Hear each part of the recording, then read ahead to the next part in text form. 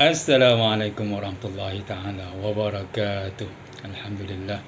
Wassalatu Rasulullah wa man tabi'ahu wa wala. Alhamdulillah kita dapat terus beristiqamah dengan membaca tafsir. Dan ayatnya satu hari satu ayat. Satu hari satu ayat. Kita tafsir larut malam.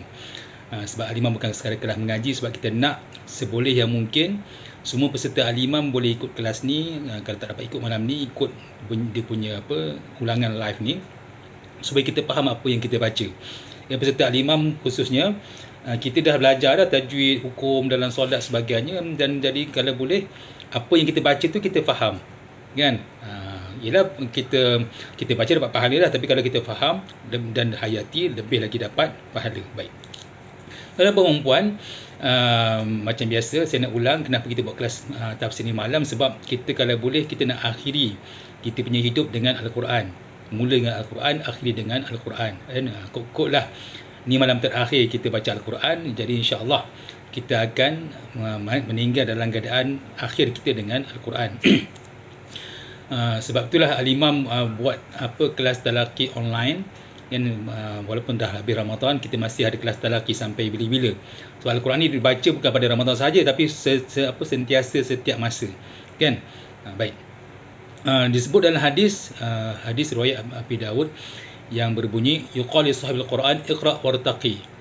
Ya, dikatakan kepada ahli Quran, iqra, bacalah, wartaqi, tingkatlah, terbanglah, naiklah, kan? Warattil, dan lagukanlah, bacakanlah kama kunta turatil fid dunya, bagaimana kita membaca di dunia, dan di akhirat nanti kita akan meningkat ataupun kita punya peringkat kita di tahap itu.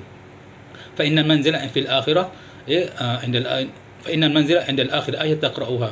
Mana kita punya peringkat ataupun kita punya darjat di pada masyarakat nanti mengikut apa yang kita baca di akhir ayat sekali. Di akhir sekali ayat yang kita baca, itulah kita punya darjat kita. Jadi kalau boleh biarlah kita ni akhir malam kita dengan Al-Quran. Tak lama 10 minit sahaja. Baik. Tuan-tuan dan puan, macam kita tahu, manusia dia akan meninggal pada benda yang biasa dia buat setiap hari. Manusia insya-Allah Allah akan ambil dia dalam apa yang dia biasa dia buat setiap hari. Jenis suka hari menyembang kosong, insya-Allah mati meninggal kosong. Jenis suka lemah motor, insya-Allah masih lemah motor. Jenis suka memasak, jenis suka menyembang, ya, jenis suka mengumpat orang, insya-Allah mati dalam keadaan mengumpat orang. Ini na'udzubillah. Jadi kalau boleh kita suka baca Al-Quran, biarlah kita meninggal dalam keadaan baca Al-Quran. Kan kita tengok banyak cerita dalam berita, dalam video, dalam orang bercerita sebagainya, orang yang meninggal dalam keadaan baca Al-Quran, meninggal dalam solat, dalam sujud, dalam khutbah, dalam menjadi imam, dalam keadaan berpuasa. Seronoklah, kan? Tapi takkanlah dia je yang dapat, kita pun nak juga. Jadi sebelum kita pergi, banyakkan baca Al-Quran. Moga-moga kalau kita meninggal dalam keadaan membaca Al-Quran. Macam ada seorang ayah kawan saya, beberapa Ramadan yang lepas, bukan tahun lepas tapi sebelum ni, dia baru nak start kuliah. Dia ni bukanlah ustaz, cuma dia minat mengajar. Dia minta tauliah pada Jaiz, dapat. Dia dapat jadi pengajar petauliah. Berjaya dia mengajar. Baru dia nak buka malam tazkirah tarawih tu, baru buka kitab, baru nak pergi salam, baru nak start kuliah tu, dia pun rebah di atas meja, meninggal dalam keadaan nak mengajar Al-Quran. Kan tu memang betapa cemburu lah, ya, kita rasa cemburu sangat-sangat sebab dia dapat begitu, kan? Moga-moga akhirnya kita dapat begitu juga. Baik, kita terus pada ayat surah Baqarah ayat 35 yang berbunyi wa qulna ya adam uskun anta wa zawjuka al-jannata wa kula minha ragadan haythu syi'tuma wa la taqraba hadhihi asy-syajarata fatakuna minadh dhalimin. Baik, kami katakan kepada Adam, wahai Adam, tinggallah kamu di syurga dan juga dengan isteri kamu, wa kula minha ragadan, makanlah apa saja yang kau nak, haitsu syi'tuma, apa saja, kan? Wala taqrabu hadhihi syajarah, jangan dekati pokok ini, fatakun minadh dhalimin, takut nanti kau menjadi orang yang zalim. Baik, pertama kita nak bincang, adakah syurga tu di langit ataupun di bumi? Adakah syurga yang Nabi Adam duduk itu adalah langit ataupun bumi? Baik, kebanyakan ulama mengatakan syurga itu adalah di langit, syurga yang kita akan masuk nanti insya-Allah. Baik, so dia punya bukti dia apa? Sebab nanti kita akan baca lagi ayat yang selepas nanti 36 malam esok insya-Allah, yang berbunyi wa qul nahbitu ba'dukum li ba'din adu. Kami katakan pada Adam dan Hawa, turunlah ke bumi. Wa qul nahbitu, turunlah kamu ke bumi. Jadi kalau syurga tak ada bumi, buat apa nak turun balik? Jadi ini bukti mengatakan bahawa syurga yang Nabi Adam duduk dengan Siti Hawa adalah di langit. Syurga yang kita akan duduk nanti insya-Allah. Kan baik. Kemudian habis macam mana pula kata Nabi, kan ada hadis yang hadis Nabi kata dalam syurga nanti ada benda yang kita tak nak nampak, tak nak dengar, tak nak terfikir. Kadang Nabi dah nampak, dah fikir, dah rasa apa benda syurga tu. Baik, dia mudah aja. Sebab kita kalau baca Al-Quran, kita faham Al-Quran ni, menafsirkan Al-Quran dengan Al-Quran, ataupun Al-Quran ditafsir dengan hadis. Baik. Tadi kita dah faham bahawa syurga yang Nabi Adam duduk adalah syurga yang di langit. Ya, buktinya kalimah Allah katakan wa qulna bitu, wahai Adam, turunlah ke bumi.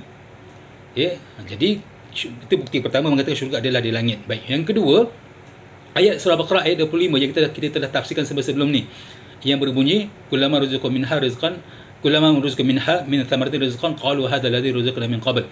Setiap kali orang syurga itu memakan sesuatu daripada syurga, makan buah benda yang sama, dia nampak buah apple yang sama, cuma rasa dia lain. Dan dia kata, hari tu buah apple cuma rasa lain. Nampak? Jadi benda tu walaupun dah nampak di dunia, tapi tetap juga ada di akhirat, di dalam syurga, tapi rasanya lain. So Nabi Adam walaupun hidup dalam syurga, dan Nabi katakan dalam syurga tak ada benda yang tak ada benda yang kita pernah nampak, bermaksud mungkin benda tu sama, cuma rasa berbeza. Kan? Tu boleh faham ya. Dia bermaksud syurga itu adalah syurga yang Nabi Adam, syurga yang kita akan masuk adalah syurga yang Nabi Adam duduk. Syurga yang kita masuk ni adalah syurga yang pernah Nabi Adam duduk. Kalau kita syurga Firdaus lah. Kan? Moga-moga. Ya, sebab itulah dalam doa kita minta, ya Allah, bagilah kami ni syurga Firdaus tanpa hisab, tanpa azab. Syurga Firdaus, syurga para nabi. Baik. Kemudian tuan-tuan dan puan-puan, kemudian Nabi Adam selepas dia dicipta, ya, macam kita yang pada malam yang sebelum kita cerita bagaimana Nabi Adam dicipta daripada tanah.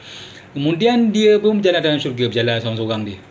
Kan? Tak ada kawan yang menyembang. Kemudian dia tertidur. Ya, dia tertidur dan dia rasa rindu, rasa kekosongan, rasa ada benda yang tak kena, ada benda yang dia memerlukan. Kan? Jadi dia tengoklah burung sebagainya, ada pasangan-pasangan dia tak ada. Jadinya dia merasakan dia perlu sesuatu yang boleh menghiburkan hati. Walaupun syurga itu macam-macam dah ada, cuma masih ada rasa kosong lagi. Baik. Dan bila dia tidur, Allah ambil dia punya tulang rusuk dia, dan Allah ciptakan perempuan bernama Hawa. Baik. Kemudian bila Nabi Adam terjaga, dia nampak kat kepala dia ada seorang perempuan tengah duduk, tengah tengok dia tidur. Dia tanya, engkau ni siapa? Aku ni apa? Engkau ni apa? Kata Nabi Adam.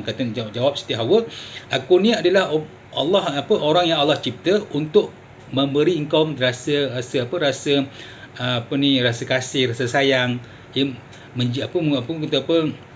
memenuhi keperluan engkau. Kan? Kemudian malaikat pun tengok perbualan antara Nabi Adam dengan Siti Hawa. Malaikat pun bertanya pada Nabi Adam, apa nama perempuan ni? Kata Nabi Adam, Hawa. Kemudian kata malaikat, kenapa kau namakan dia sebagai Hawa? Kata Nabi Adam, sebab dia ni dicipta daripada benda yang hidup, hai. Ya, perkataan hidup adalah dalam bahasa Arab adalah hai, hayyun. Hawa yang dihidupkan. Kan? Baik. Tuan-tuan dan puan-puan, jadi di sini kita boleh faham satu benda adalah Nabi Adam satu-satunya nabi yang memberi nama kepada isterinya. Nabi Adam satu-satunya nabi yang memberi nama pada isterinya. Kita biasa bagi nama siapa-siapa pada anak buah, anak orang sebagainya, ya tak? Ada yang kita hari ni kita lahir kan, kita dah 20 30, kita pun beritahu ni perempuan ni akan jadi sebagai isteri aku, nama dia sekian. Mungkin ada tapi jarang-jarang berlaku, ataupun hampir tak ada lah, jarang-jarang. Biasa kita akan berkahwin dengan perempuan yang hampir sebaya ataupun sebaya. Ya tak? Jarang-jarang lah yang kita dah umur 40-50, kita pun jumpa pada seorang yang baru lahir, kita kata ni bakal isteri aku, nama sekian. Jarang. Yang mungkin dah tak ada. Tapi Nabi Adam, dia lah memberi nama pada isterinya. Baik. Adakah boleh tukar nama isteri? Nabi Adam boleh tukar nama, boleh bagi nama isteri. Kita pun rasa nak jugalah nak bagi nama isteri. Boleh. Dengan syarat kalau nama isteri itu tak baik. Contoh, kan, mungkin nama isteri itu Nabilah, okeylah, yang mulia, kan. Contoh, na'udzubillah, nama isteri itu adalah Razilah. Ra, Zal, Ya, Lam, Tabulat ataupun Tamarutah. Razilah. Razilah. Razilah. Dengan Zal, bukan dengan Zai, tapi dengan Zal. Baik. Mungkin kadang-kadang orang Melayu dia suka dia gabung-gabung nama. Kadang-kadang nama ayah Razak, mak Jamilah, gabung untuk nama anak Razilah, perempuannya. Razilah ni maksudnya yang keji, yang hina, yang terhindar, yang dijauhi, yang dibenci. Razilah. Kan? Jadi bila suami tu kahwin, nama kau siapa? Lawa lah kau, tapi nama kau siapa? Razilah. Buruknya mana? Kan? Tukar lah. Tukar Jamilah contoh. Boleh. Kan? Tak ada masalah. Tak berdosa. Bahkan sunnah tukar nama yang buruk pada yang baik. Kan? Baik.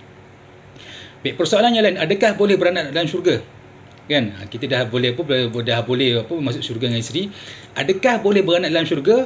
Dari dua pandangan. Dua-dua adalah hadis. Yang pertama daripada hadis Sayyidina Abi Sa'id Al-Khudri mengatakan boleh. Yang kedua hadis daripada Abi Razin Al-Uqaili mengatakan tidak. Kan? Tak apalah. Tapi masalahnya hari ni tak penting hadis ni, yang penting adalah masuk syurga dulu. Dalam masuk syurga kita tengok boleh beranak atau tidak. Kan? Tapi kata Allah, kan, dalam syurga kita boleh minta apa saja. Bolehlah minta anak. Kan? Pasal pencerahan hadis ni saya tak nak bincangkan sebab nanti panjang. Ni dah 12 minit lebih kurang. Kan? Baik. Tuan-tuan dan puan, adakah syurga atau apa pokok dalam syurga itu yang tak boleh dimakan oleh Nabi Adam, adakah pokok khuldi yang kita biasa kita dengar, ya tak? Kan? Baik. Sebenarnya dalam Quran, dalam hadis yang sahih, tak ada yang sebut buah apa yang tak dibenarkan makan dalam syurga.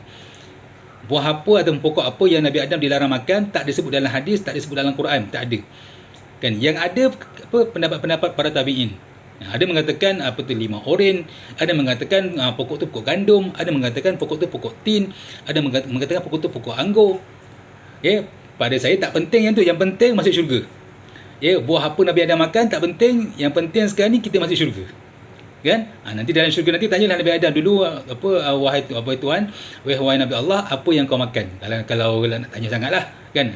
Tapi sekarang yang paling penting, usaha masuk syurga dulu. Kan? Baik. Tuan-tuan dan puan, sekadar itulah kita punya kelas tafsir. Tak lama 10 minit. Ni dah lebih 13 minit. Kan? Jadi tak lama kita nak akhiri malam kita dengan Al-Quran. Baik. Tuan-tuan dan puan, jadinya sebabkan kita ni dah habis Ramadan, dah habis Syawal, dah masuk Zulqaidah, ni nak masuk Zulhijjah, kalau boleh biasakan kita dengan baca Al-Quran. Tak boleh baca dengan yang kita baca dengan helaian tu, kita baca dengan apa yang kita hafal. Kita baca masuk waktu kosong dalam hati, bacalah. Kan, moga-moga koklah masa baca itu meninggal. Kan, walaupun kita baca dalam hati, kita baca di mulut tanpa kita melihat Al-Quran, at least kita baca Al-Quran. InsyaAllah setiap hari. Baik. Jadi kita ulang bacaan kita malam ni sebelum kita penutup. Auzubillahi وَقُلْنَا يَا آدَمُ اسْكُنْ أَنْتَ وَزَوْجُكَ الْجَنَّةَ وَكُلَا مِنْهَا رَغَدًا حَيْثُ شِئْتُمَا وَلَا تَقْرَبَا هَذِهِ الشَّجَرَةَ فَتَكُونَا مِنَ الظَّالِمِينَ. Sadaqallahul azim. Jadi insya-Allah kita jumpa pada malam esok untuk ayat yang ke-36. Maaf atas salah silap. Assalamualaikum warahmatullahi taala wabarakatuh.